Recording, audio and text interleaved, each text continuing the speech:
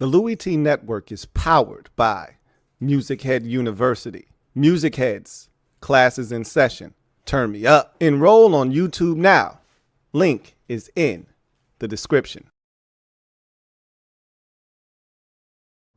Oh, look at see you done got me. You done got me tripping, Candy. You done got me tripping. Who else could it be but me, your man, Louie T, here on another fantastic Seawall Wednesday, joined by our favorite Commanders beat reporter from Bowie TV, Candi Waller. Candi, how are you doing on this beautiful Wednesday, the final Wednesday of the off-season activities for the Commanders as they are on their way to cleaning up the back end of mandatory minicamps and sending them off into the summer until June or July, rather, until we see them for training camp.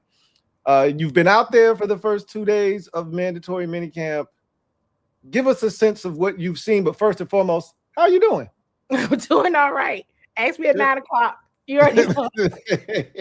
we had a great laugh right before we came on. I'm not gonna let her do it. I'm not gonna let her wait till 9 o'clock. Candi, put them on now. Put them on now, Candi. Put them on now. Hey, put them on now. Candi gave me a bit of a shock. She gave me a bit of a shock when she showed up. I have to get used to it. Everybody's gonna have to get used to my glasses to change.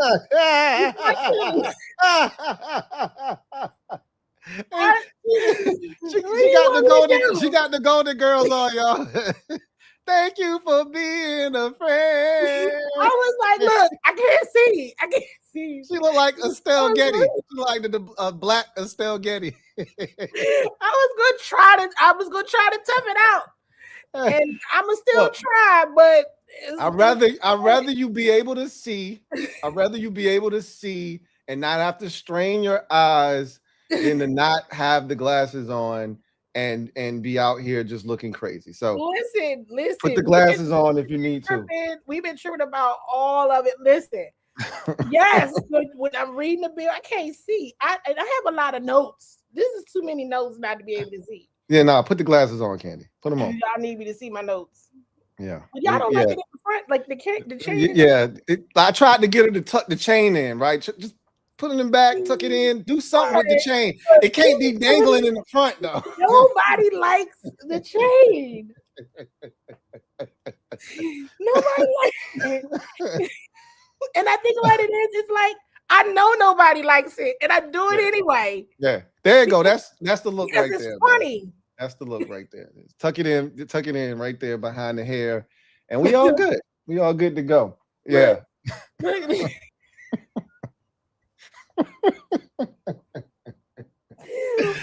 so funny? Okay, we gonna start. All right, y'all. All right, we about to tighten up. We about to tighten up. Like 9. We've been laughing about this for like a long time, y'all. All right. Okay. All right. So you doing well? I am. You know what though? Weather-wise, this has actually been a really good June so far. It has. I'm shocked because I think it's gonna be a blazing summer. So I've been happy for y'all that the temperatures have been pretty mild to start thus far. Well, I mean, I got these glasses. I already got a tan. Like I've been in the. I'm like, this is any indicator of what is going to happen. It's going to be a long summer, Candi. It's not. This is going to be a long summer, Candi. It's going to be a long summer. It's going to be a long summer, Candi. Oh. So you've been out there the first 2 days of mandatory minicamp. Give us your take on what you've seen thus far. We're going to get into some of the things that DQ said, because a couple of things that he said yesterday got a lot of traction. People started to run with him. Then John Kahn got the fan base excited with a couple of comments about Ben Sinnott. We're going to talk about him. The receivers were a big topic of conversation because DQ was asked about the receivers. Give us your thoughts. We want to get into some of these battles. DQ said we were going to see some of these young guys get opportunities.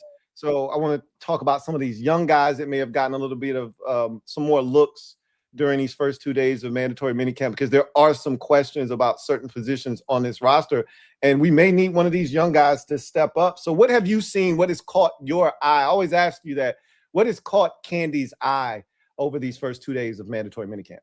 In these first 2 days of mandatory minicamp, I immediately went into when DQ started the presser yesterday and was basically like, this is what you're going to see this week. Some of the guys that didn't get as many reps, we're going to be taking a look at them, you know, all the things. And I was like, oh, okay, let's see how they do this. Right. So think of it, well, whoever's been to Ashburn for training camp, you know, there's 2 fields. Right. And yesterday we were up on the hill, if you saw any of the videos, and today we were on the, you know, the level kind of ground. Yeah. But, you know, on the yesterday on the closer field, it was, you know, kind of like those that didn't get as many reps, right? So think of that as like your depth, right? On the further field, it was those guys who had been getting more reps. Cool. So today on kind of the main stage was the group that had been getting more of the reps. And on the further field was those that were like the depth. So what stood out to me was who was consistently in which group. But not only who was consistently in each group, who got swapped. Right. Nice. I'll pause there because I know there'll probably be questions, but I hope that makes sense. Yes. All right. So were there, without you having to tell too much, were there any interesting players that you went, huh? Okay. Yes. He started out on that field and now he's on this field today. Oh, okay. And let me go ahead and put my glasses on because it might be a little funnier with my glasses on.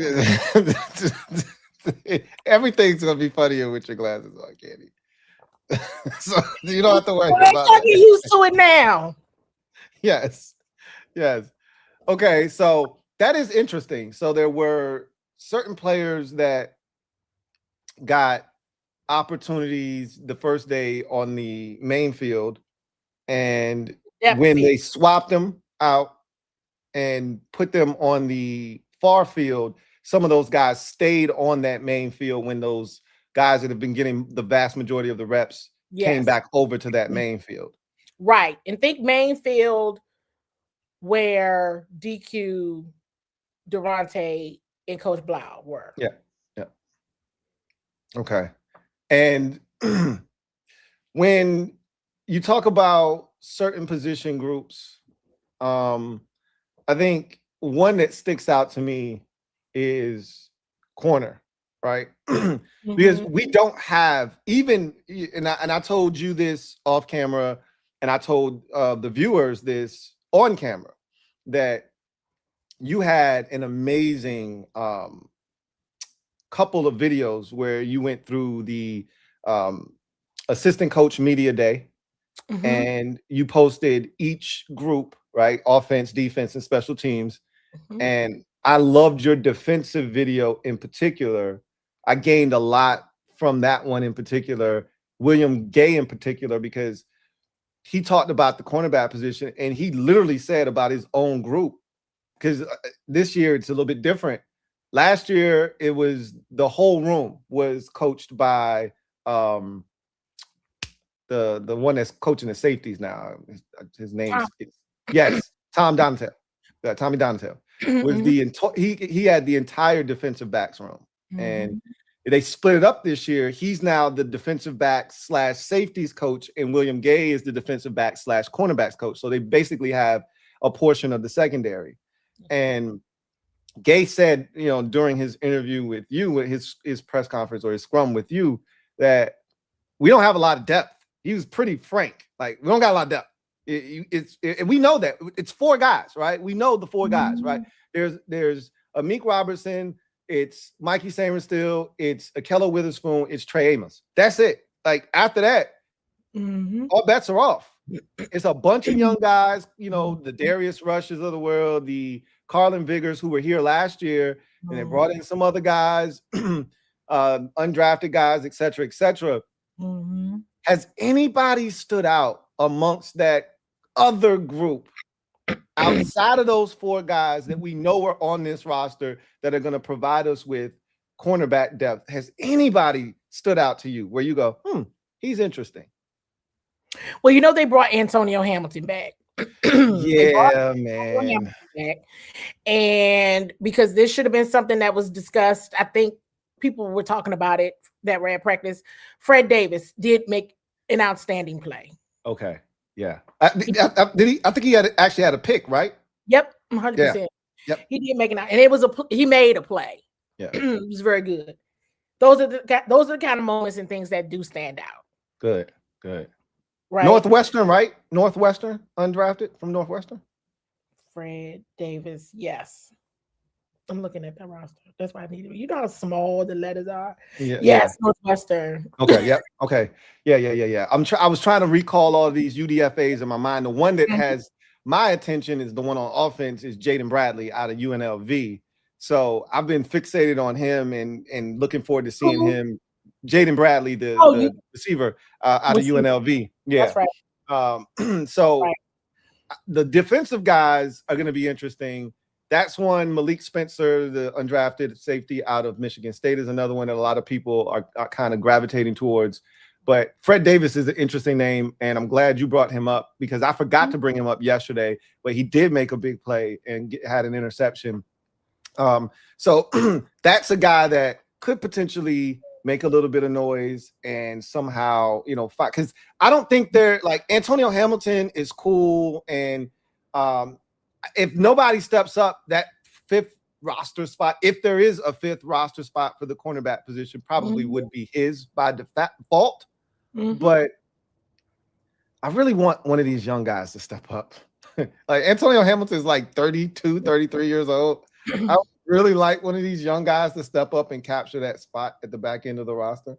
So, because if you need Antonio Hamilton, you could always put him on the practice squad. He's not going anywhere. Same thing you could say about a rookie, right? Right. Undrafted rookie at that, right? You could always put him on the practice squad. He's not going anywhere. But Fred Davis, okay, cool. Fred Davis made a play, so he stood out. What about, excuse me, what about the tight end position? So yesterday, DQ talked about guys that stood out. Matter of fact, let's go to the receiver position, and then we'll come to the tight end position. He talked about some guys that stepped up this offseason so far that has caught his attention at the receiver position. And, so much was made about his answer. He mentioned De'Ami Brown. He said he had spoke to him, and me and you had talked about this probably 2 weeks ago where we said De'Ami Brown is a glue guy. They missed him last year. No one wanted to admit that. It's apparent that they missed him. And DQ, he pretty much confirmed that. Then he brought up Van Jefferson. Candi had already brought up Van Jefferson like a month ago, right? I did. She brought him up, and I swatted her away like, get out of here with that, Candi. You did. But I didn't say anything because you're my guy. And I was like, it's okay. I was very dismissive of Van Jefferson. I still am to a degree, but and that's fair. And I understand that he's a professional. Oh, yes. He's a professional. And I've always liked Van Jefferson. And it's a numbers game. And that's why I'm dismissed. This isn't like last year when it was KJ Osborne and it was Michael Gallup and those kind of guys. And I'm like, man, get out of here with that. He's a legit NFL wide receiver. If he doesn't make this roster, he will immediately be on an NFL roster, right? Like, this isn't guys from last year where they're all out of football. You know what I'm saying? Yeah. So I know Van Jefferson can play. I just feel like if you bring in a Brandon Ayuk or some other veteran receiver, it's a numbers game, and that I feel like that pushes him to 8, and they're not keeping 8 receivers. Yeah, no, 7 is the max, and that almost feels like a stretch. But they're going to keep 7 if they bring in a Brandon Ayuk or someone else. Even if I think they're going to keep 7 regardless, because if Van Jefferson is having the type of spring that they claim he is, which I have no doubts. You've said it. Lake has said it. Now DQ himself has said it. This is legit. This is legitimate. Like Van Jefferson is having himself a strong spring. talk to me and the viewers about the receiver position, because DQ also mentioned Luke McCaffrey and Jalen Lane as well. Yeah, he did. But when he mentioned Van Jefferson first, I wanted to I stood in the back. It was like touchdown. Hands up. My job here is done. I'm done. I did what I've come here to do. Use your clues. Is yet again a success. I can go now. Thank you. But no, I was just like, because he answered it with, who has stood out. Yeah. Van Jefferson. And I told you, I said, is anybody seeing number 12? Yeah. Run past us. Nobody's checking for 12. This is what we did with 13. So I'm just going to check. I'm going to look to my left. I'm going to look to my right. Nobody's looking. Okay, I am. Van Jefferson it is. Right? I mean, just for just the question, just like answering the question, who's standing out? Well, guys, Van Jefferson. I know nobody wanted to hear that, but it's the truth. Right? Diami, yes, they missed him. Mm-hmm. Coach Quinn admitted that too. Yep. Like, essentially that. Luke and Jalen are definitely working themselves into keep me at a roster spot. But what I'm going to continue to say is very interesting to me, which I feel like aligns when we start to think about roster spots, is who I consistently see at return. At a return. Yep. And yes, we know Luke and Jalen are consistently returners, but they also have Antonio Williams back there. I've been telling people, I'm like, Antonio can do returns. We're like, he's not going to do returns. I'm just saying he can do returns because I've been watching him do it every practice that we're there. Every practice that we're there. Traylon Burks has also been back there. And again, there's a fifth person, but that's, on defense. That says a lot, right? To me, in the use your clues sense of, who has the stronger role either way, right? Yeah. Whether it's, are you strictly going to be return specialist, or are you going to be return and used on offense, or however that may be? But it's something to watch. I feel like that is definitely something to watch. Yes, Luke and they're all trending up. They're all trending up. I know that Jaden spends quite a bit more time on task after practice with the receivers. With all of them or certain ones? Most of them stay. Okay. Most of them stay. Sometimes Terry does. Sometimes Terry doesn't. But a good amount of the time, Terry is still out there. Traylon may not still be out there. But the rest of them typically are. It's going to be interesting, especially when you think there are two that have consistently gotten the most reps, obviously. So, Terry is one. Yeah. And Traylon Burks has been Antonio's the other one, I'm going to just tell you. Okay. So, but he's been in the slot, though. He hasn't been out wide. Like, all I'm going to say is they've gotten the most reps at receiver. Okay. Which is not a surprise. I feel like they're going to move him all around the formation. Antonio Williams, I'm speaking of. But I think his home is more likely than not going to be in the slot. But everybody's going to move around. Terry's going to move around the formation. Antonio Williams is going to move around the formation. So, yeah. And Jaden talked about that a lot, a bit today, because he doesn't really talk a lot. But, and just saying that everybody's being really open to learning new things in the different formations. Like, they're moving around a lot. Yeah. And that's not a surprise given how they want to execute the offense. If the vision that David Blau has for this offense is executed correctly, there's going to be a ton of movement, because you just think about all of the influences that he's talked about, and you just envision those offenses and how they operate, and you will get a clearer picture of how they're going to try to use Terry, right? How they're going to move him around, how you're going to see similar concepts, but out of different formations, right? It'll be the same exact route concept, but you might start in a bunch, and then Terry motions to, the single side by himself, And it's the Yes. same route concept. They just came out in a different formation and motion to get to the same thing, right? Yeah. So I think you're going to see a ton of movement, Mm-hmm. and you're going to see Terry in the slot. You're going to see Terry out wide. You're going to see Terry on the left. You're going to see Terry on the right. Same thing for Antonio Williams. I think you can see him moving around a little bit. They're gonna be moving around. Yeah. And you know, that could be hard for a young receiver sometimes when you're coming in. I think receiver is one of the toughest positions to learn when they're asking you to learn all of the positions. And I know that they're going to put a lot on his plate to see how much he can handle. And I'm going to be interested to see if it's overload for him or if he's comfortable in all of the things that they're asking him to do. But he's a guy that I think is going to have himself a whale of a season just based off of how this offense is set up. And I know Traylon has been getting a ton of reps.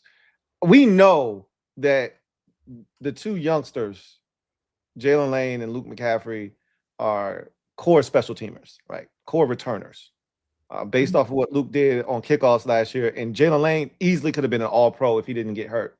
And the defense could have forced more punts and more opportunities for him. He could have been an all-pro. He had two punt returns for touchdowns last year. We haven't seen that probably since the 90s. Like, that's right. I mean, so we know what he is. Like, a lot of people were disappointed that they spent a 4th-round pick on a receiver who was not a big part of the offense. Like, I still don't envision him as a big part of the offense. But if he's going to be that good as a punt returner, that's a 4th-round pick well spent. Absolutely. So, transitioning to, and before we move on from the receivers, has any of the young guys like the Nick Nashes, the Jaden Bradleys, any of those guys stuck out or not really?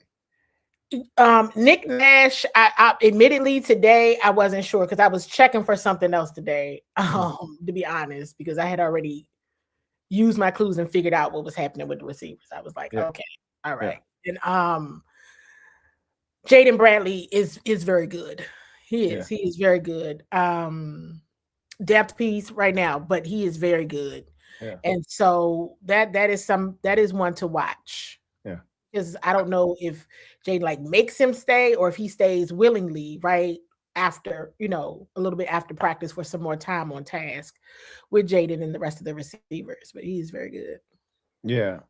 And I think he got on a lot of people's radar when Terry singled him out, right? And basically said, hey, I told you the ball was going to find you. And he made a big play and Terry talked about it. So, like, guys know when somebody has some talent. Like, you don't gravitate towards guys that they know aren't going to be here very long. If we see something, if they see something, they gravitate towards some of those young players and try to pull them along. So I think that's a guy to keep an eye on.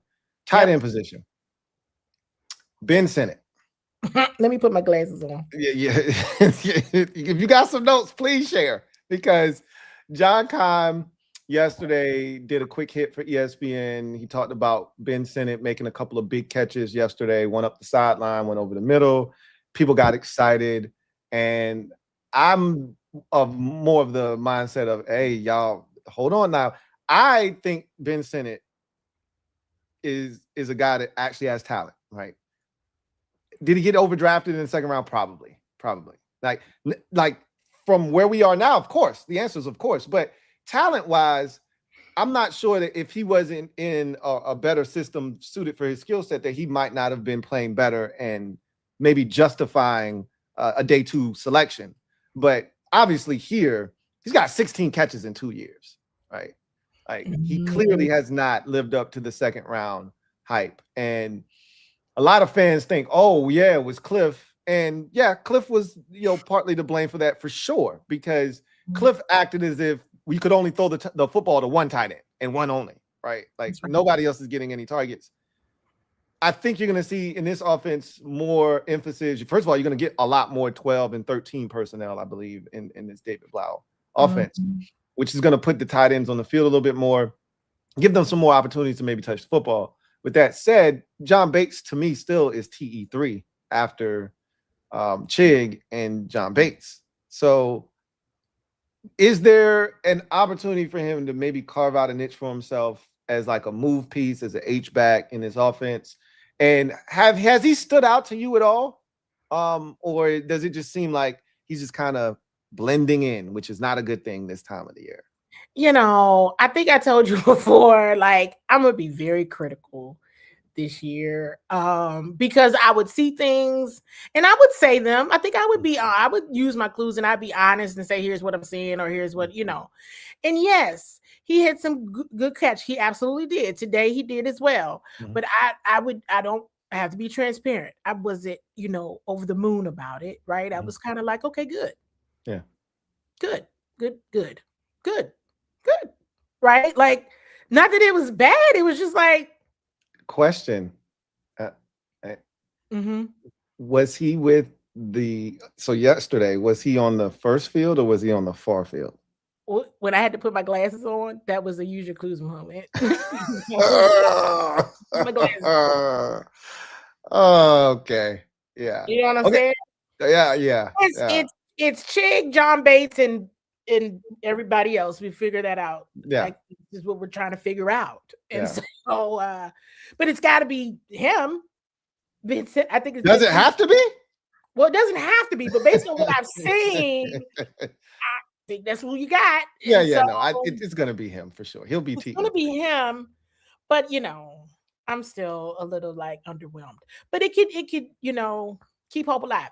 It could be better. It could be better. And some it's gonna have to be somebody, because based on, as I'm continuing to watch the offense and the defense, but we're talking about offense here, I'm like, yo, he gonna have to work this year, because if they can't find a spot for you, this is gonna be a sad story, you know, from the draft perspective. Right. About, you know, that's gonna be a draft. You know, there's already one sad story from their first draft class that nobody talks about. We tried to bring up last, but guess, you know, there's already one casualty. So it's like, that's gonna be bad if they can't figure this out.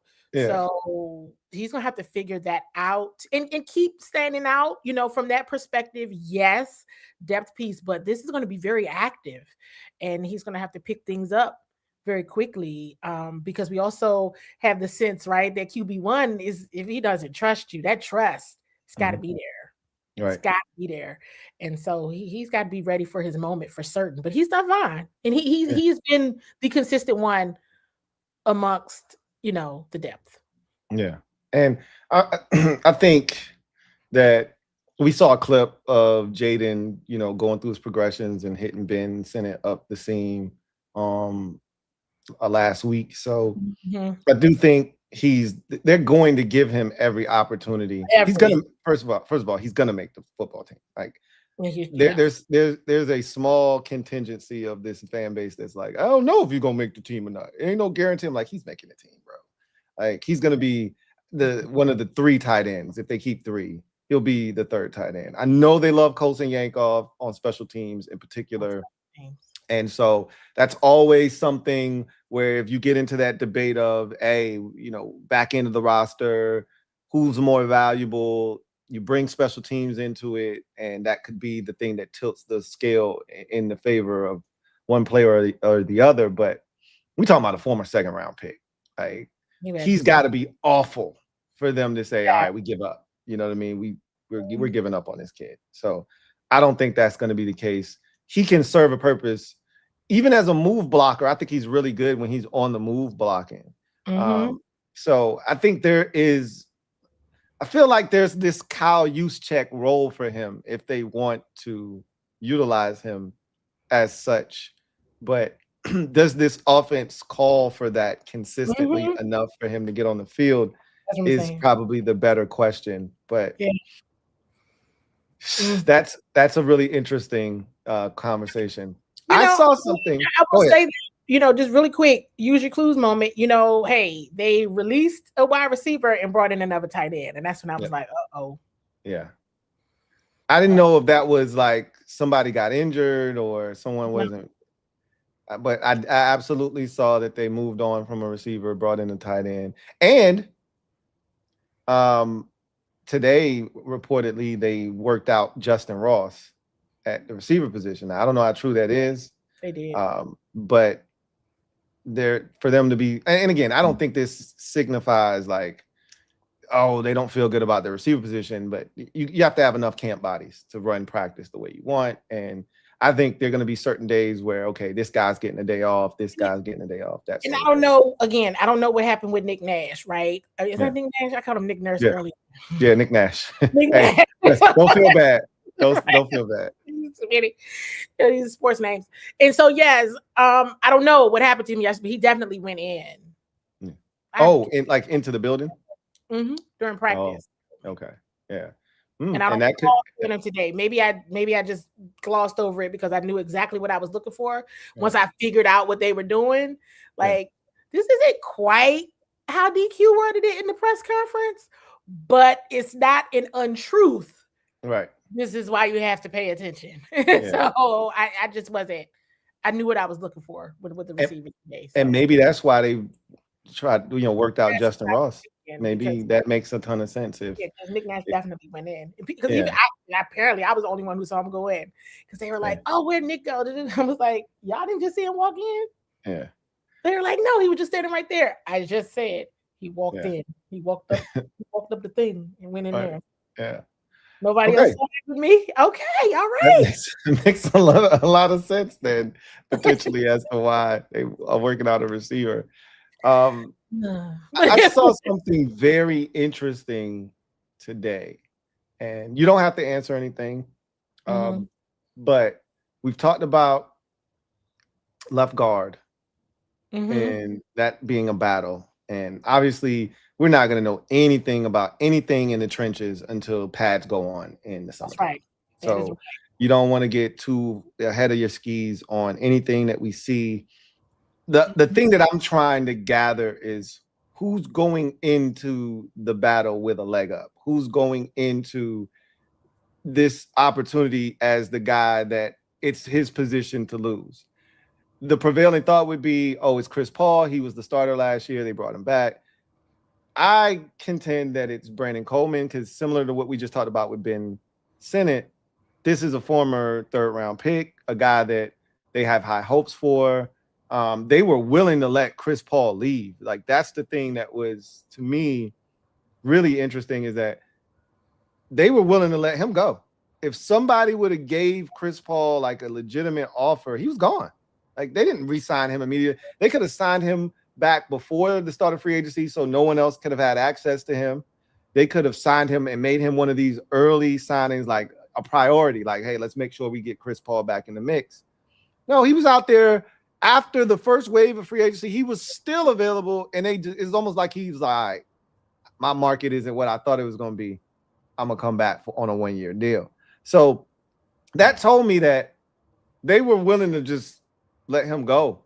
And I think this scheme fits Brandon Coleman better athletically wise. Like, his profile fits what they want to do.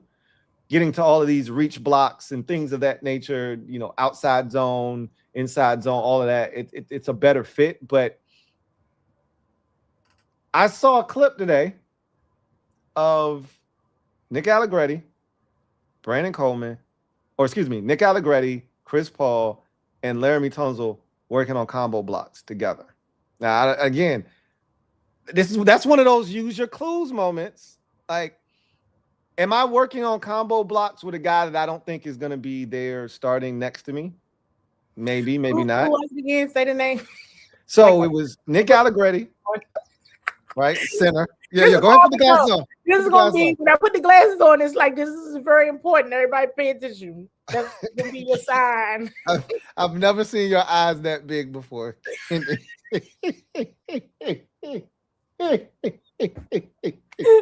gonna be a riot this season. Oh my god! Oh my god! I know you paying attention though, because I seen all of your eyes. Okay, all the whites in the eyes, all the brown. I saw all of it. So I know you paying attention. You have brown eyes. This is gonna be this is gonna be a hoot this season, buddy. I ain't gonna be able to see at all by September. we might have to talk mean, about I have something to say. But what did you say? So Nick Allegretti, right, was working with Chris Paul and Laramie Tunsil on combo blocks. Yep, it sure was. And I said, "Oh, okay." And again, not to say that they wouldn't have that same combination, take Chris Paul out, insert Brandon Coleman, and be working on the same stuff. But this looked like some off to the side, like we doing this on our own type. So this didn't look like a part of a drill. This looked like, hey, we got a moment, or this is, before, after practices, during a break, and we just gonna go over here and we gonna work on this combination block with the three of us, as if we anticipate we're the three that's gonna be out there on the field. I just found that interesting. Again, that's one of those Candi use your clues moments. Maybe I'm reading too much into it. It was very good. That's very good. You're paying attention. Very good. Because let me see if you gave me enough time to figure out how I wanted to say this. So remember I told you how the fields were yesterday and today. And all I'm gonna say to answer your question is that I believe that this is Brandon Coleman's job to lose. Okay.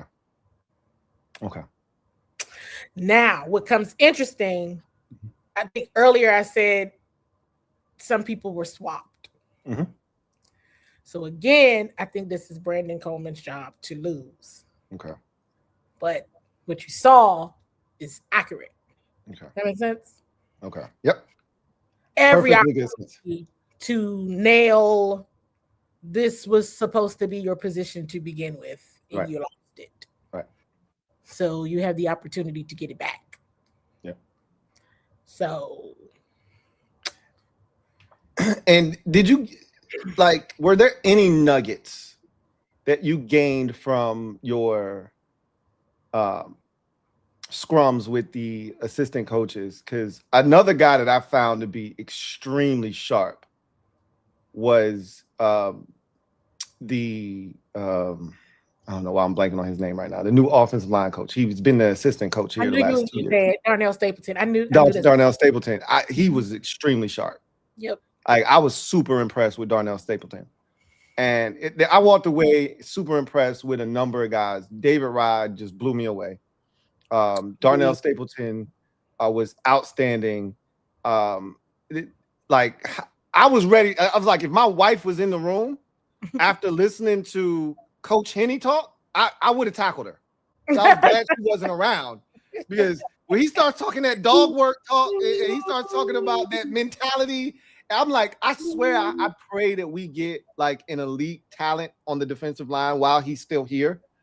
Because if you're good and you have elite talent, he's going to get it out of you. He's going to get every ounce of that out of you. He's such a master motivator. Aaron Donald talked about like how he took his game. That's Aaron Donald we talking about. Yeah. Took his game to the next level. Right. Like, Coach Henny is like that. And so I walked away like, this staff is impressive. They are. This is a really good. They nailed it this offseason with the staff. Very good. Very good. Did you gain anything? Did anything stand out amongst the scrums that you had with all of the assistant coaches you talked to? So going back to Darnell Stapleton, and you didn't even really ask me this, but left guard and center are positions. That's what he said. He said center, and I was surprised because I'm like, we think that's Nick Allegretti's position. Nobody's beating him out, but he's like, nah, we competing over there, center. Yeah. And they snuck one in on me that I didn't even know. You got me good. This is where you pay attention, because there's so much versatility on that line. A name that hasn't been discussed, but I think should be considered, go ahead and do your research on him, is Julian Good-Jones. I knew you was going to say that. I mean, but it's telling you what I saw. I'm telling you what was out. Julian Good-Jones been here for 19 years, man. He ain't nobody, man. Well, I mean, I don't know. He brought him up, though. He brought him up. He brought him. He brought up the rookie, Matt Golbin. And, of course, he, said Nick Allegretti. So, I mean, until I see something from – and I've watched this, man. I watched the preseason games. Julian Good-Jones has never moved me once. I mean, I was surprised to see what I saw today. I was like, oh, did anybody see this? Yeah. That means he getting some reps. Said they fooled me with this one. Oh, wow. This takes a lot to fool me. Yeah. They got me. They got me. I'm gonna just say DQ is doing his DQ thing of staying true to his word. And we giving some guys some opportunities that haven't had as many reps, and he might have been one of them. That's what I'm gonna say. Well, Ken's like, I don't know about that. I don't know. That's why I'm throwing out the smoke signal. So don't nobody be like, you've been at practice all this time. You out there look like you on the beach. What your skin look like you're not. You wearing these big glasses and you didn't. Well, we not paying attention because you got the glasses on. I'm like, I tried to tell everybody. I tell them this. I almost hit you up earlier, and I was like, no, I'd rather surprise them with this on the show. This is pretty good. This is good intel. This is good information. I was like, nobody else is looking at this. Okay, fine. Okay. So let me put you on the spot then. We get to late August. Let's see, he has a really solid camp, Julian Good-Jones. Julian Good-Jones. Say he has a really solid camp. Like, stays healthy, competes, plays well in the preseason. Is there a roster spot with his name on it? In your estimation, is there a chance for a roster? Like, okay, I'm gonna ask you an even more specific question, and this is not fair because I'm just saying all things created equal. They both play well. They're both solid, right? Can he beat out Matt Golden, a 6th round pick? Can he beat him out? If the roster was being chosen today, it looked like apparently so. Yeah. So obviously he should look better than him. I would hope he would look better than a 6th round pick. He's been here for 15 years. I would hope he looks better than him right now, right? Talk to me. Okay. All right. I wasn't expecting, I didn't know what to expect, but it was definitely one of those position groups. Not every position group, there were swaps. Yeah. I want to be clear on that. Yeah. Left guard and center were definitely, and wide receiver, they had some swaps. Yeah. Okay. So that tells me, because the clips that I'll be honest, and it's such a small sample size, and I don't like saying stuff like this because, one, I haven't seen enough. I'm going off just a few clips, and that's not fair to the player. 2, the pads aren't on. Golden could turn into a totally different animal when they put the pads on because they loved his demeanor coming out of Michigan State. So we'll see. But I wasn't blown away by what I saw from him in the clips that I've seen, of him, his movements, his strength, that sort of thing. At practice, I'm talking about. But again, it's practice, small sample size. They don't have pads on. I don't think that's fair to the player. So I don't like to throw things like that out there. But to hear you say that right now, Julian Good-Jones is ahead of him. I've seen clips. I've seen pictures posted of the first team offensive line, without Laramie Tunsil because he wasn't there for some of this. And Julian Good-Jones was snapping the football. Right? It's Cosme out there. It's Josh Connolly Jr. out there.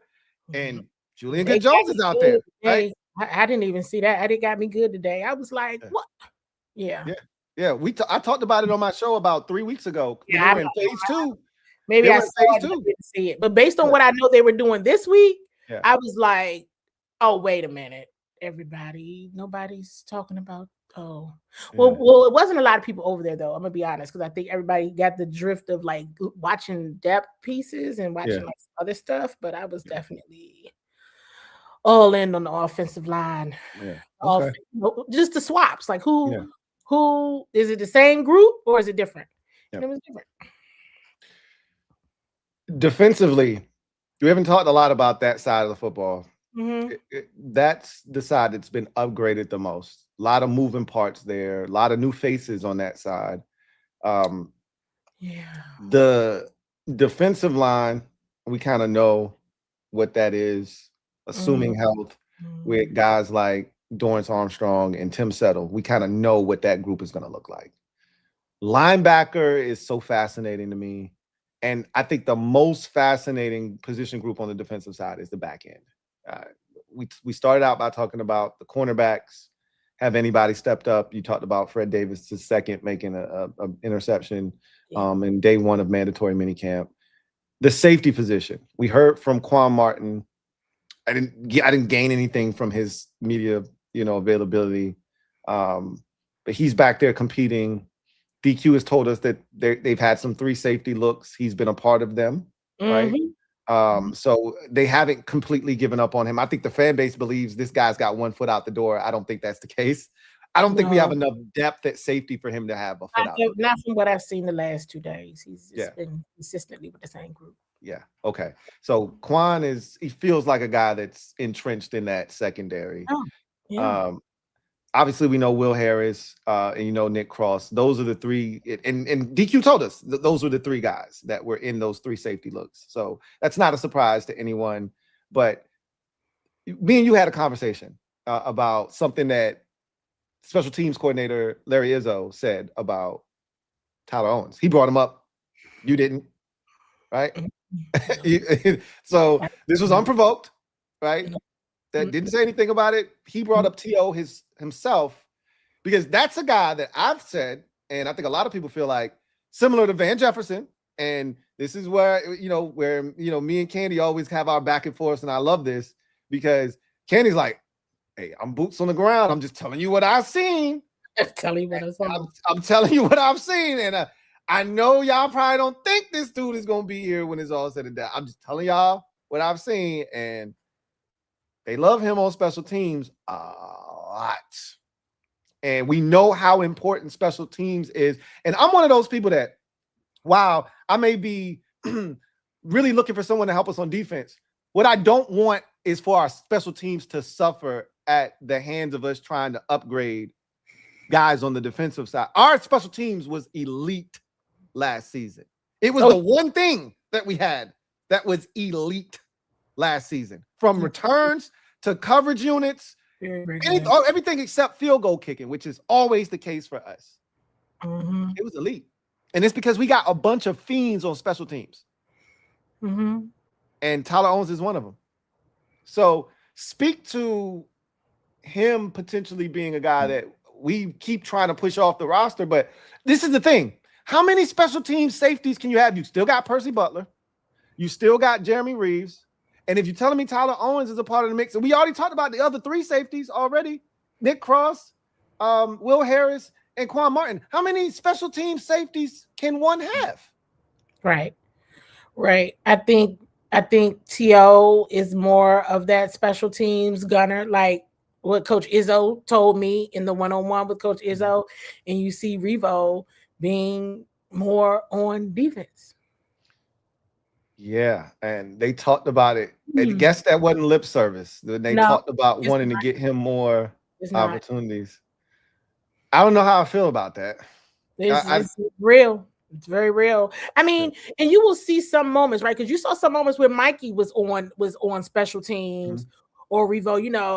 What was that Eagles game or something when he made a play, he punched the ball out, Cam Madrano recovered it. Yep. You'll see those different things happening. But yes, Coach Izzo absolutely loves Percy Butler. Back to the point of that unit being elite. Publicly said he should have made the Pro Bowl last year.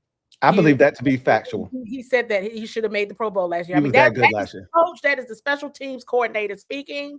Yep. And I watch it. Like I told him in the one-on-one, I watched this, Coach. Yeah. That's why I asked him about Percy, and he went on and on and on, went back to Percy, but to your point, he brought up T.O. on his own. Yep.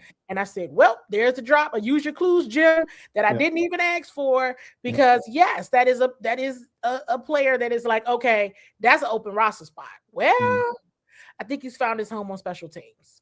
What does that mean for Jeremy Reeves? Well, Jeremy Reeves has been more engaged on defense, and that has been consistent for certain. I can't imagine them putting anybody else at personal protector.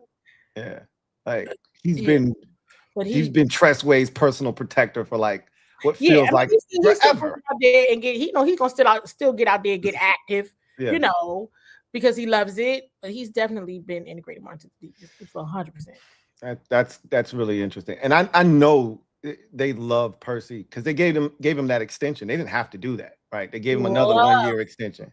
If you all haven't seen it, if you don't believe, go on Bowie TV and check out my one-on-one with special teams coordinator Larry. Yes. They like Percy's not going anywhere because there's so many people when they post like a clip. So Amik Robertson, you probably know about this. He had the little workout that he put together with some of the defensive backs. Quantrez Knight was there, Mikey was there, Percy was there, and people was like, "What's Percy doing there? They need to cut him." I'm like, what are you talking about? Yeah, Percy's not going anywhere. Are you kidding me? Percy has been elite. On you say what you want about Percy, the defender. Percy, the special teams player. I call him Percival on defense. Percival when he's a defender. He's Percy Butler. Percy. Mercy. When he's on special teams, he's a different dude. So I think that's another one that I think I'm gonna have to watch closely because I still feel like Tyler Owens is because if you keep 6 safeties, you can only keep 4 corners unless you trim off fat somewhere else on the roster. Because normally the number at defensive back is 10. It's usually 5 corners, 5 safeties. They've kept 6 before. The first year they were here, they kept 6 because they kept Defoe. They kept Defoe that year. So they kept 6 that year, and they had 11 defensive backs. So you can do it. But the roster was different then. It wasn't very good then. I think it's going to be harder for you to keep 11 defensive backs. What they're gonna do. And you still got all of these, like linebacker was a position you could skim in the past. It will be one they skim. This year, it feels like it's tougher because you still got Nick Ballore, you got Jordan McGee, you got Leo Chanel, you got Kane Madrano, and again, we can have a Kane Madrano conversation at some point because I think he is in danger of potentially not making this roster, and it wouldn't shock me if he didn't. Right? Ale Cajo made the roster last year because why not? Like we didn't have any talent back at the back end of the roster. Why not? Right? He played well. Hey, reward him for that, right? But that ain't happening this year. We have talent now, so linebacker is going to be really interesting too. Yep. I mean, I'm keeping my glasses on because and you've already kind of used your clues on that one. If somebody's going to get trimmed based on how a lot of this works, if it's safety heavy, which currently it appears it will be. Yeah. You got Nick Ballore. You got to keep because that's your special. He's not going anywhere. No, he's not. They signed him to that extension, and he said he was going to play out that extension. He's playing out extension, probably retired. Yes, exactly. He's not going anywhere. And then you have Frankie. Leo, Sonny. That's 4 linebackers on your roster. Right and that is a huge if you get anybody else. I don't know who you get, but that will more than likely be trimmed. Wait. But you didn't mention Jordan McGee though. I know I didn't. Candy, don't do that to me, Candy. I'm aware. Candy, you left out a name that we don't leave out names like that on the roster. Listen, and here's the thing about it. I love everybody. Candy, look dead into the camera. I know. I did. Mm-hmm. But that's not what I want. Let me be clear. When I'm just sharing, it's never what I want. If I could keep everybody, that's not true. But most I would, right? I most absolutely would. But this is getting tougher. That's a gem. That is the biggest gem you've dropped tonight, right there. Saying you said a lot without saying anything just now. Good. It's not good. Not good. And so, I'm being objective because I stay above the fray. I stay above. And I start talking one way because the linebacker, that's my crew, that's my community right there. Everybody can stay, but everybody's not going to. And that one hurt my soul. That one hurt my soul. Hey, me too. I would be hurt. that one hurt my soul. On June 17th, I'd be like, well, I tried to throw a smoke signal. You just shot off a flare just now. That one went straight in the air. We heard that one. We saw that one loud and clear right there. That one went all. That was pretty loud. It's not good. I mean, so I hope I'm wrong. I want to be wrong, and maybe I am. But today, I don't. After the mini camp, and the practice only an hour tomorrow, so I'm not gonna change my mind tomorrow. Right. So that is what it is. Now, one name that you forgot, I would like to go back to the defensive line is Dietrich Wise. So that's what I'm saying. Like, it's a lot of people on the defensive line. That goes back to the whole roster conversation you're having and who does what goes where. It's that one just hit me. I had to turn. I'm facing you now. I'm looking at the screen now. Like normally I just look at the camera. I had to look at you now. Wait a minute now. Things that can really be said about that position group, and I think I can say it because it was public knowledge for like a month where Wags didn't practice. Right? He didn't practice. He's gonna play. He didn't practice. He might be there on Friday, but I mean, not even at practice, right? Most of the time he didn't practice. He might be there on Friday, but when he was out, who's the mic? Jordan, right? Okay. So most often, then who's sharing, green dot responsibilities, all this and the third. Okay, Frankie, Jordan, whatever. Last year. Once I started seeing all the moves they were making, I was like, what does that mean for Jordan? What does that mean for Jordan? What does that mean for Jordan? I watch practice, when it's open to the media, I'm watching, and I'm like, somebody is out. Oh, it's not Frankie. It's not Frankie. No. Yeah. You're barking up the wrong tree there. Wrong. Wrong tree there. Wrong. It definitely ain't Frankie. Yeah. You're not picking up on what I'm putting down. No, you're not picking it up at all. Like so you feel, but do you understand what I'm saying? So if you were the backup for Wags, and then here comes Leo, here comes Sonny. It's literally the same thing. It's not good. That's all I'm saying. We felt about Ben Sinnott. I use my clues. If you really thought Ben Sinnott was ready, you don't go out and get Chick. You don't get Chick. Yeah. You don't do that. You don't need Chick for what? Yeah. I mean, he's outstanding. Let me be clear on that, everybody. That is a pleasant surprise. Yes. Very good. But that's the whole point of what we're saying. You're talking about year 3. Yeah. This is a heavy, heavy year for that draft class. Heavy year. It is. Brandon Coleman, his job to lose, right? We haven't even gotten into Javonte Jean-Baptiste. We haven't said nothing about that. And all of that. I mean, this tells because I already made my mind up on where he is. This is what I'm trying to understand. And I'm trying not to, because I want everybody to stay. Not everybody. I keep saying that and stop saying that because that's not true. I want most people to stay.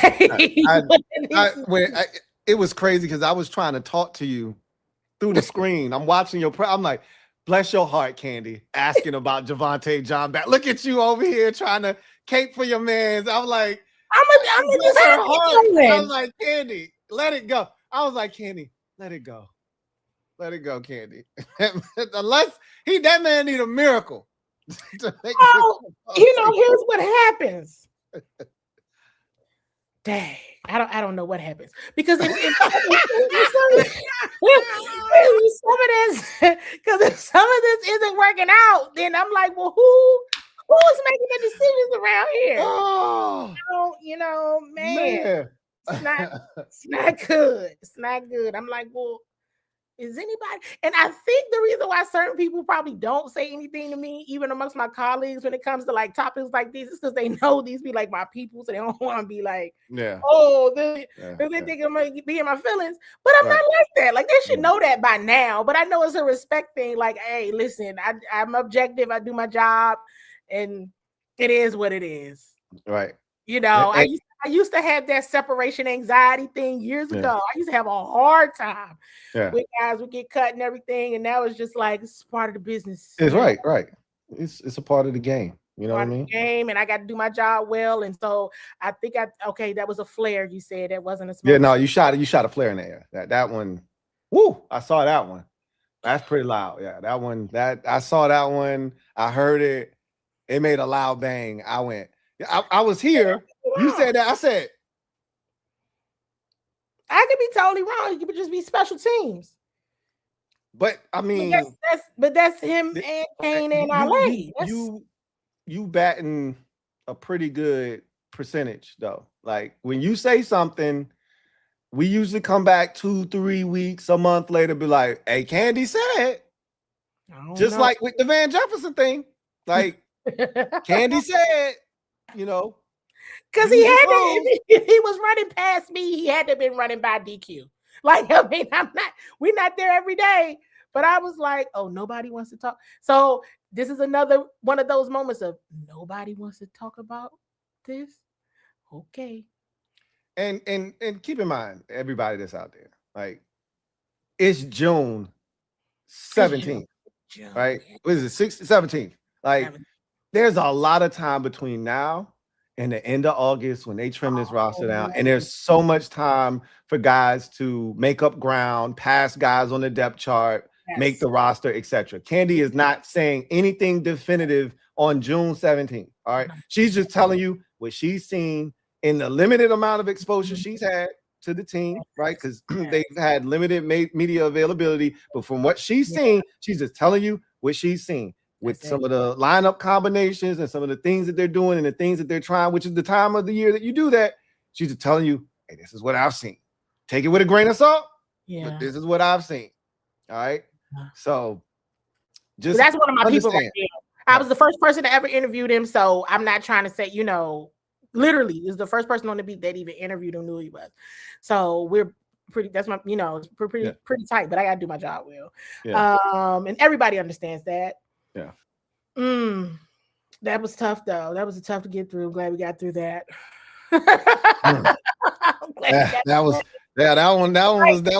a good one right there, Candi. That was a good started one. To fog up. Go ahead and push the Golden Girls up. Push them up now. We don't want them falling off. The chain gonna save you if they fall off. Don't worry about it. The chain will keep them intact. I started messing with the top of my pen. I started messing with twisting around. I was like, am I getting nervous? Oh, we're going to get a quick word from our sponsor. Come back on the other side. We got some super chats and some comments that people want to address to Candi. So we are going to go ahead and tackle all of that. But before we do that, let's get a quick word from our sponsor, Prize Picks. It's that time, people. The World Cup is upon us, and Prize Picks has you covered. Link is in the description of this video, where you can download the Prize Picks app, which is available in states like California, Florida, and Texas, to allow you to explore all the options that Prize Picks has available for you to game with the World Cup. All these opportunities you see in front of you, from shots on target to tackles and goals, are available for you to create a lineup that can allow you to take full advantage of the World Cup. Lots of opportunities over the next month and a half as the World Cup takes over center stage. Be a part of the action and play now on Prize Picks. Use the promo code HMA to get you an opportunity to play $5 and get $50 instantly in lineup bonuses when you use the promo code HMA. LouieTeeNetwork on Prize Picks is where you can find me. Enjoy the World Cup and do it with Prize Picks. All right. We are back. Big shout out to Prize Picks for sponsoring this stream, as a matter of fact. Let me throw this up on the screen here and put it on this side. There we go. All right. Let's get to the comment section and see what you guys have to say. Door Gunner, thank you for the super chat. Greatly appreciate you. Thank you for being a member of the MOBB. Our guy Door Gunner writes, everyone is so bought in right now that even Tutty is at camp putting in work. LOL. I will say that this is one of the most locked in groups that we've seen in quite some time. It's a talented roster. There's a lot at stake. And even though players won't mention it, a lot of them won't. Like Jaden was like, I don't even want to talk about last year no more. They understand what last year represented. And I think the sense of urgency, everybody to a man. And one of the things I loved about the assistant coaches interviews was everybody to a man talked about DQ setting the tone for the building and how they go about business, from the staff to the players. There's a sense of urgency. DQ, and you mentioned this the last time we spoke. I believe you mentioned this. I think we talked. I might be mixing it up, but DQ had told he made them basically start over. Like the beginning of the practice, they were stretching. He didn't like the energy. They had to do it like three different times. Yeah, because yeah. Yeah. And so he sets the tone, and everybody talks about from an energy standpoint, but also a preparedness, details, everything. DQ sets the tone, and you are seeing that. DQ had a sense of urgency this offseason because they got shook to their core last year, because you go from the bell of the ball, right? 12-5 NFC Championship game. You can do no wrong. You got this amazing all-world quarterback. You feel like you're close, and then you go out, you trade for Debo. You go out, you trade for Laramie Tunzel. You think you've got all the pieces that you need, and then you realize that you're the oldest team in football. You don't have any depth, and then injuries come calling, and all of a sudden you look your age. You look like a team with no depth. You don't have a really good roster. And it's a wake-up call. Now you got to start turning over every stone, and that includes looking at the play callers. Got to fire your own boy, right? Basically, hey, sorry, bro, it didn't work. Got to get rid of him. Hey, it's been cool, Cliff. You did some really good things in 2024, but you got to bounce, right? We got to get Jaden under center, and I know you don't really rock like that. So changes were made, and there is a sense of urgency. And Candi, the first thing Candi said after her sabbatical, she came back here on the channel. The first thing I asked her, and she said, the energy is the same, but the urgency is different. There is a greater sense of urgency. Everybody's bought in. Laramie Tunzel showing up for phase 1 of OTAs. Like, yes, he was only there for that first couple days. Doesn't matter. He never shows up to those. Right? It showed that everyone was bought in. And I think you're seeing that right now. Top to bottom. Everybody's locked in. Command OGJ. Thank you for the super chat. Greatly appreciate you. Thank you for being a member of the MOBB. Command OGJ writes, Candi and Lou, you together are a mandatory watch. We appreciate that. We really, truly do, man. Like, Candi is so awesome. And I tell her this all the time. Like, I tell her, like, you are so good at your job. And it is an honor and a pleasure to have her come and bless the program with her presence. So I'm so glad that you guys enjoy, watching Candi here, because I enjoy having her here. As you can see, we laugh all the time. We have a good time. Candi's the best. Candi says so much when she says something as when she says less. She says, she just did that. She literally just sent a flare into the air, and she didn't even say anything. It was what she didn't say that was so impactful. And then she looked right into the camera with those glasses, and she said, I know I didn't say anything. Use your clues, as a wise woman likes to always tell us. Use your clues, okay? Especially about team culture. And Candi always talks about culture. I cut up about 15 shorts last year when we were talking about culture. Yeah. It matters. Candi said, it matters. It matters. It matters. Candi, thanks for being a real journalist. Many pretenders out there, but you're tops. Oh, round of applause for our girl, Candi. Yes, I love it. Thank you so much. Command OGJ, thank you for the super chat. Greatly appreciate you. Double up. Thank you for doubling up. Right. P.S. Candi got those real journalists. Talking about. She got the real journalist glasses on. They're gonna be on, and I'm gonna get different chains too. Lord, not switching up the chain. And I think I'm gonna get different glasses and everything too. So thank you. Bless her heart, y'all.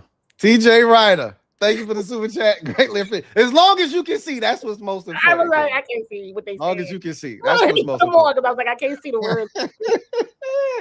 Thank you for being a member of the MOBB, who writes, haven't really been following the video, but do we need Debo? No. I mean, no, but I mean, they need a veteran, and Debo would classify as a veteran, but I feel like they upgraded the Debo player with Antonio Williams. Like, they're very similar in what they can do. And I think Antonio Williams can do a little bit more because I think he's a more natural receiver than Debo is. Debo was a special type of guy, right? Like, and while he served a purpose last year and he was really solid, he was a hired gun for last year.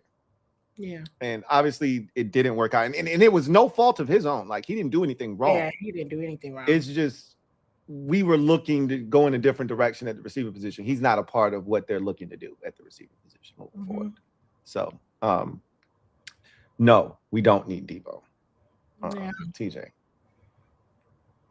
You don't disagree with that, do you, Candi? I mean, no, I don't think it's needed. It would. I mean, I'm always an advocate for it. We'll just go ahead and bring them back just for familiarity. Like, we'll just bring them all back, and whoever makes the team makes it, and whoever does it does it. You know, I get like that sometimes. I was the person that suggested that all the release kickers should come here and competition. Oh no! Sometimes I go off the deep end. Yeah, that's the first time I heard that take from you, Candi. I had that take after one of the open media practice, and I just was like, this was not my favorite part of the day. Yeah, part of it. Speaking of kickers, now you on that? Have you watched them at all? Yep. It feels like, and again, it's early. It's June 17th. I have to throw out that disclaimer. Boy, it feels like Jake Moody is on the ropes already. He on the ropes for sure. I mean, I wasn't enjoying it. The kicker competition, it was my least favorite part of practice. And guess what? It still is. I don't enjoy it. But yesterday, I definitely said, oh, so now this is really a kicker competition. Okay. Okay, Drew. Yeah. Drew ain't playing. I see you, Drew. Drew, you're not playing. You're trying to get a job. Yeah. Okay. All right. Jake better tighten up. I know that much. You gotta tighten up quick. It's not good. Darnell Kelly, been a member for 57. Wow. Months. Celebrate. My guy Darnell writes, with a degree in clinical mental health and a poker player, I love reading Candi's body language. Use your clues. Hey, look, man. Super informative without saying nothing. Hey, Candi know how to play the game. If it's one thing Candi know how to do, she know how to play the game. She keeps plausible deniability. Hey, I didn't say anything. Draw your inferences, or as a wise woman likes to tell us, use your clues, okay? I ain't say nothing, but she said a lot, all right? She did it again tonight. She dropped the gem on our melon. I love it. Great job. We all love it. I appreciate that. Let me, so real quick, you know, undergraduate at Hampton University, might I add. And we just now learning that about each other. Yep. Once again. 757 in the building. Y'all know what it is. Yes, 757 in the building. I was a psychology major. Now, that's not what I ended up doing ultimately before I got into sports. But I was like, that's a thing. Like, I like poker face. So do we say he's a poker player? Like, I've learned like the art of just saying something without saying it. So that's why I do the use your clues thing. It's literally a framework that I came up with like when I was in grad school. And I use it in different areas of my life. We can have a whole conversation about that another day, but it is a real thing, everybody. Yeah. I'm a psychology minor, so you get it. You said, game recognized. You didn't say, you said, you didn't say, but I said, I know I didn't say it. Yeah. She's like, she looked right in the camera. I know I didn't say it. I was like, I had to turn and face you now. Like, wait a minute. Well, what did you just say? Wait a minute now. She's like, I know what I said, and I know what I didn't say. Now you do the math. All right. You do the math. The math wasn't mathing for a second, and then Candi said, let me help you. I'm gonna put the equal sign, and then you can just do the math and get that final answer. I went, oh, you did that on purpose, huh? Oh, okay, got it. I got it loud and clear. J-Dub Clack, thank you for the super chat. Greatly appreciate you. My guy J-Dub writes, hey Lou, hey Candy. What up, J-Dub? Hope all is well. Your thoughts on Van Jefferson possibly making this team. Also, did you guys see Jaden's presser? When they asked him about last year, he dismissed it, loved it. We just literally talked about that. Jaden wants no parts of last year. Your thoughts on Van Jefferson and the possibility of him making this roster? I mean, if the roster was being decided today, he makes it. Yep. I believe that to be the case. Yep. He makes it. I don't know. I know JP posted it and I reposted it about his walk-off touchdown in practice. And it was nice. It was very nice. Everybody was saying his foot was on the line, but there was a lot of celebration. It was like flags kept flying because they were, for the excessive celebration. So yeah. Go ahead. I forgot that you having referees out there. But then they started taking the defense was tired of it. They was tired of the celebration. Oh no. But it was dope and it was fun. It ended up being really funny. I was like, they're gonna keep throwing flags. And yes, Jaden, I was there, and you may have heard me say this before, that yes, I absolutely am paying 100% attention to Jaden, but because I know how he is now, my third year covering him, like even today, I was there, I could watch, but I went into the shade. There's a little shade section over there, and you can feel the air from the building. So I was over there getting air conditioning, listening, because I was like, Jaden gonna snap on, not snap in a bad way, but he's gonna dismiss. I already knew he's tired of answering questions about last year. He's going to dismiss. Somebody going to come up with it. Somebody's going to say it. And sure enough, somebody did. And he's like, I'm done with last year. Go ahead and tell your truth. Tell your truth. If you're tired of asking questions about it, tell your truth. And he's tired of it. So everybody, myself included, just needs to move on from it. And we talked about body language. I told you I'm a psychology. I was a psychology minor.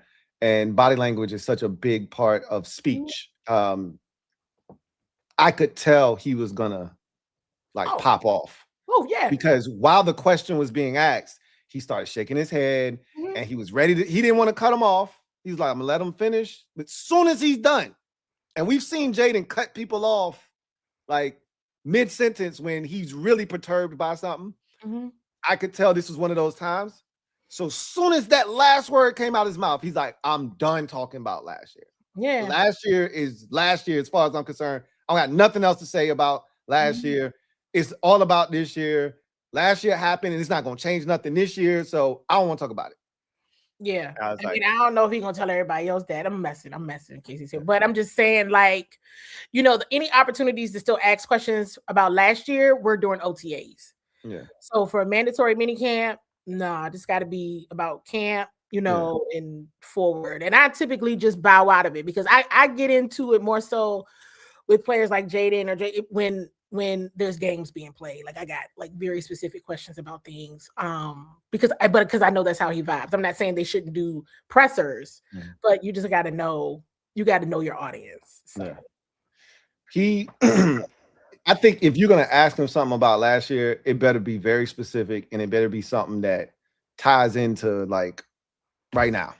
It's gotta be, it's gotta be super specific. It can't be like last year went so poorly for you guys. Are you using that's what the question basically was. Are you using that as motivation? Because he's already a motivated individual. He's already motivated. Yeah. He's 12-5 and made it to the NFC Championship game again last year. And he would have been the same dude. He's not extra motivated. This is a dude that he's internally motivated. So did last year piss him off? Did him not staying healthy? Yes, of course. He's already told us this already. He told us this a lot, actually. So he's over that. And I'm not mad at it. J-Dub Clack, thank you for the super chat. Greatly appreciate you. Double up. Thank you for doubling up. My God, J-Dub writes. Also, on a side note, Candy, you are a part of the media for the Commanders. For a college senior as myself looking to get their foot in the door, what steps did you take and what advice would you give? Oh, that's like a long answer. So here's what I'm gonna say. DM me on Instagram, CEO CWALL CEO. It's in the description of this video. Okay. Yep. So Yep. just go in the description. Yep. I got all her social media info down there. Yep. But thank you. Yeah, it's definitely a process, and Candi can fill you in on all of the deets. DM her, and she will get back to you. All right. Jada Clatt, thank you for the super chat. Greatly appreciate you. Jada also writes, Ayuk is coming whether Commanders fans want him or not, and he's going to be a big piece of the offense, and he's getting his revenge against the Niners. Hashtag BTA. This is the thing about the Ayuk situation, and we talked about it ad nauseum, especially the last couple of days. He's got to show up, or the threat of showing up, to push this thing into hyperdrive. If he doesn't send off the indication that he's going to show up, they're going to just hold on to him. They don't have to do anything. He's still on a list, the fail to report list, and he has to file for reinstatement. He also has to go and answer to those misdemeanor charges. So he has to turn himself in. Like, there's a process that needs to take place to show the 49ers, oh, he might actually show up from training camp. Like, all right, we need to cut him. And until those steps are taken, I don't know if we get the resolution that we're looking for. I don't think they're just going to cut him just because. They're going to cut him when they have to cut him. And they don't want a distraction. So if he threatens to show up, they're going to cut him because they don't want the distraction. If there's no chance of him showing up, I still think they're just going to hold on to him because they know he's making a beeline for Washington. They don't want to, and they know if they didn't think he was any good, if they didn't think he had any football left in him, they would have been cut him. He's not going to hurt us, so we don't care. Even if we wanted to be petty, they don't care. Sort of like when the Eagles traded us Donovan McNabb. Yeah, we know he washed. Here you go. You can have him, right? They know he can still play football, and he's still young. So we cut him, and he goes to a team that we actually have to play in the conference, and they're on the schedule. We don't want to help them. So the longer we can hold on to him, the less likely it is he's going to be able to help them to start the season off. So he's got to force their hand. And I do believe he's going to be here eventually, some way, somehow. But yeah, that situation's a mess. I will say that. Lisa Turner, thank you for the super chat. Greatly appreciate you. Thank you so much, Lisa, for your generosity. Lisa writes, love both of you together. We appreciate that. Thank you so much, Lisa. Love the chemistry. Candi, that's my girl. That's my girl. We talk all the time. That's my girl. So what y'all see on the screen is a byproduct of us just texting throughout the day, just talking about random stuff and all kinds of nonsense. So it's genuine. I can tell you that much. It's real. Thanks for all the info, and we will continue to use your clues. Y'all better, I'm telling you. I hope you've coined that catchphrase, use your clues, because when you hear it, you know where we got it from, right? LOL, hashtag raise hell. Thank you so much, Lisa. We greatly appreciate you. Candi, she's the best. And we talk about using your clues already all the time. And tonight was one of those nights, y'all. Use your clues. All right. Use your clues. All right. That was the last super chat. We both got to get out of here. So before we do, anything you want to add before you get out of here? And then, of course, I want to make sure everybody knows where they can find your work. But anything you want to add first? I don't know. I did have something to say earlier. Nobody asked me about the running backs, and that's good. Yes. No, that I'm glad you brought that up because that was a little shady. What I just said, I said nobody asked me about the running backs. Nobody. Thank you. Nobody asked about the running back. Me. I didn't ask about the running backs. She was also talking to y'all though, because y'all could have super chatted, said something. Ain't nobody say nothing, but she was talking about me. So that was some shade. It's okay. I deserve that. I've been cracking on your glasses all night. I deserve that. I deserve that. No, but I okay. also think you did me a solid by not asking because I was like, what's all the things that I gotta be really smart. So much Bill conversation is taking place. Yes. It was good to see him, first of all, back out there. He looks good. He looks really good. Fantastic. Yes. And give me your assessment of that group. And I've been adamant that I feel like without Bill, it's an ordinary room. With him, it has a chance to be a very strong room and a really big part of the offense. What's your take on that? I can see that. I like that. You know, he was dealing with a soft tissue injury. So yes, he's been a part of kind of the those players getting more reps because he hasn't had many because he was out. You know what I mean? So I would not at this time read too much into that with him, if that makes sense. But and I'm putting a TBD by the room because somebody asked me a question. I don't think I've been able to answer it yet. I may have shared this with you. Someone asked me, do I think last year's roster at this time at that position, which one was better, last year or this year at this time? And I can't answer that question yet. I'm being honest. Yeah, I cannot. That's hard. That's a hard question. That is. I feel like talent wise, they're better this year than last year, but they're okay. So I think Fat Man over Chris Rodriguez. I think talent wise, Fat Man is better than Chris Rodriguez. Okay. Rodriguez was a veteran. He had been here. Right. So it's not like you could count on him a little bit more, but I think talent-wise, Fat Man's a better running back than Chris. Right. All right. I think Eck was so dependable, and you knew what you were getting, and he gave you something on kickoffs if he was healthy enough to do it. Yeah. Whereas Rachaad White doesn't, give you all of that, but Rachaad White is more of a guy that could play all three downs than Eck was. Eck was strictly a third down back. Right. Eck, I felt like was dynamic with the ball in his hands. I don't necessarily feel like Rachaad White will be that necessarily, but I think he is equally as dynamic a pass catcher, if not better, especially down the field. Then because Eck everything was down around the line of scrimmage when he caught the That's right.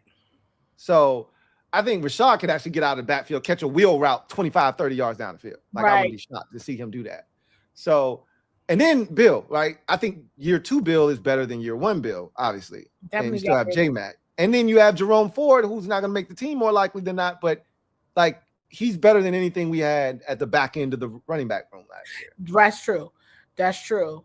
I would pay attention to what I'm trying to decipher and really get into, but we'll know more when training camp. It's that ball security thing. Yep. Yeah. I kept asking ball security, explosiveness, situational football, which we know that's about the unit, but the ball security piece, it's not the explosiveness piece I'm concerned, it's the ball security, but that remains to be seen. That's the thing. That is a thing that if anybody had to be concerned about who makes it, that ball security thing is a real thing. You got to hold on to that rock. That's right.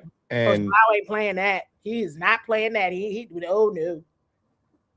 So we're going to leave TBD on that one because I think we both have to go.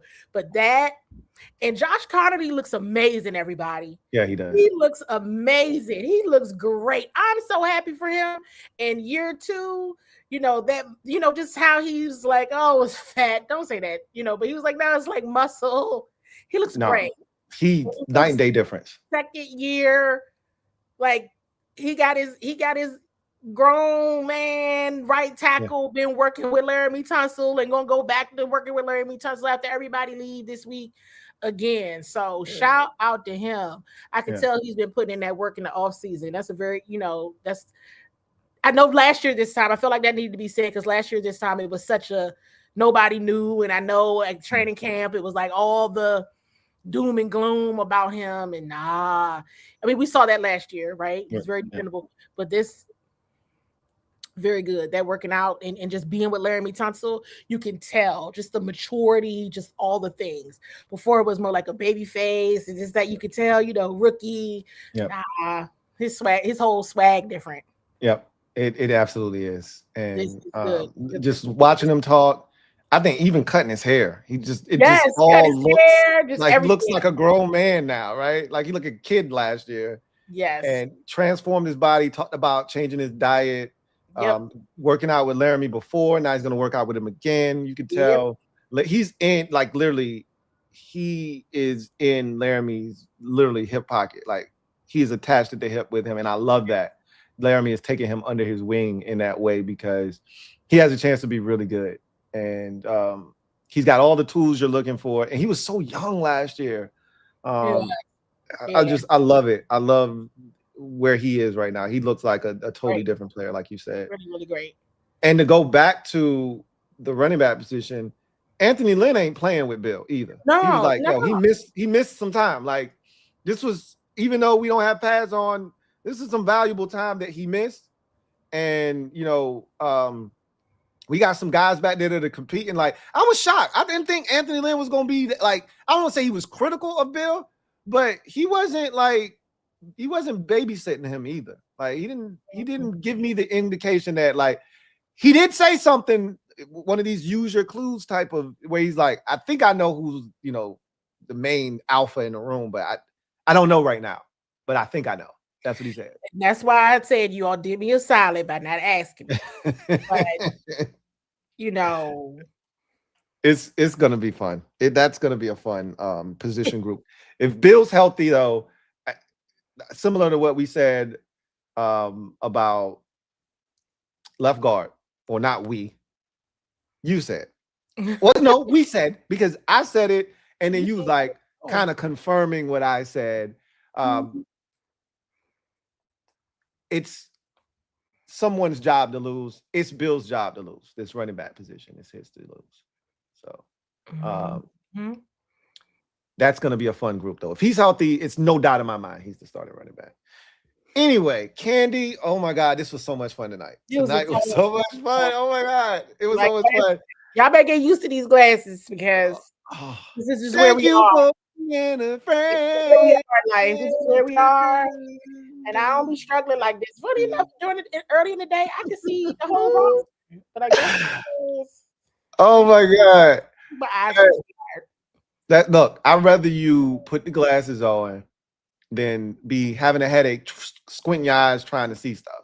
My rule is gonna be when you ask me about something or we gotta talk about something real deep, I'm gonna put the glasses on. Look, they're gonna be right there sitting around her neck, right here. And she's just gonna be like, now I can see. Okay, go ahead now. Let me look at my notes. Hold on. Let me look at my notes real quick. There's gonna be a lot of those. Candi, tell everybody where they can find your work at. Thank you so much for having me, and thank you all for your kind comments and great commentary. You all can find me. I hope you all are subscribed to Bowie TV on YouTube. If you're in Prince George's County, Maryland, and you have not cut your cable, you can find Bowie TV on Comcast channels 190 and 1097. You can follow me on X at CWallSE, and just Google me on all the rest of them because I'm on all of them. And you can follow Bowie TV or Bowie TV Sports on all platforms. We're literally posting Commanders content every day. You know, clips from pressers, clips from practice, all the things. We have it. We post it all the time. You heard it from Candi's mouth. Bowie TV, they doing work, y'all. Check them out. If you haven't already done so, you are doing yourself a disservice. Follow her on all major platforms. A lot of information out there. Thank you so much, Candi. As always, we look forward to doing this very soon in the near future. Until next time, y'all know what it is. Seawall Wednesday. We are out. Peace.